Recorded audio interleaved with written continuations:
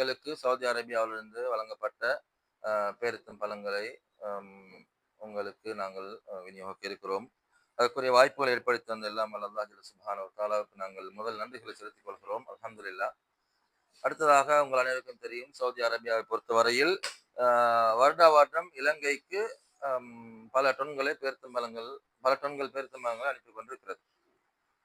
அந்த வகையில் சவுதி அரேபியாவுடைய மன்னரும் இரு புனித ஸ்தலங்களின் பாதுகாவலருமான மன்னர் சல்மான் பின் அப்துல் அசீஸ் ஆல் சவுத் அவர்களும் இளவரசர் முகமது பின் சல்மான் பின் அப்துல் அசீஸ் ஆல் சவுத் அவர்களும் அவர்களுடைய பங்களிப்பாக இலங்கைக்கு வருடா வருடம் 50-40 டொன் என்று இலங்கைக்கு அவர்கள் தொடர்ந்தும் அனுப்பி வைத்துக் கொண்டிருக்கிறார்கள். உண்மையில் அவர்கள் அந்த நாட்டின் மூலமாக எங்களுக்கு செய்கின்ற பெரிய ஒரு நன்கொடையாக இருக்கிறது.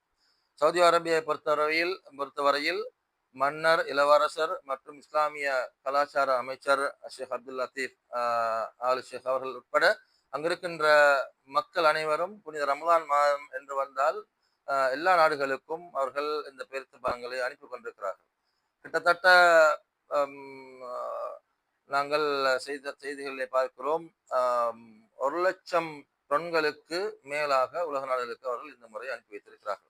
அந்த வகையில் அந்த நாட்டில் இருக்கின்ற தனவந்தர்கள் அஹ்லுல் வஃபான் சொல்லக்கூடிய ஒரு குரூப் எங்களுக்கு வருடா வருடம் இந்த பேரித்தம் தந்து கொண்டிருக்கிறது.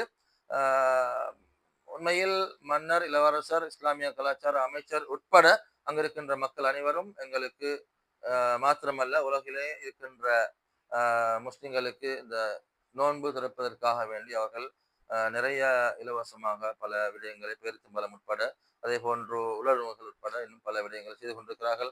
அந்த வகையில் இந்த சந்தர்ப்பத்திலே நாங்கள் சவுதி அரேபிய அரசாங்கத்துக்கும் மன்னர் சல்மான் அவர்களுக்கும் இளவரசர் முகமது பின் சல்மான் அவர்களுக்கும் அதே போன்று இஸ்லாமிய கலாச்சார அமைச்சர் அவர்களுக்கும் அதே போன்று இந்த நன்கொடைகளை எங்களுக்கு வழங்கிய கொடையாளர்கள் அவர்களுக்கும் நாங்கள் நன்றிகளை கூறிக்கொள்கிறோம். அல்லாஹ் அவர்களுக்கு மென்மேலும் அருள் புரிய வேண்டும் என்று அல்லாஹ்விடத்திலே பிரார்த்தனை செய்து கொள்கிறேன்.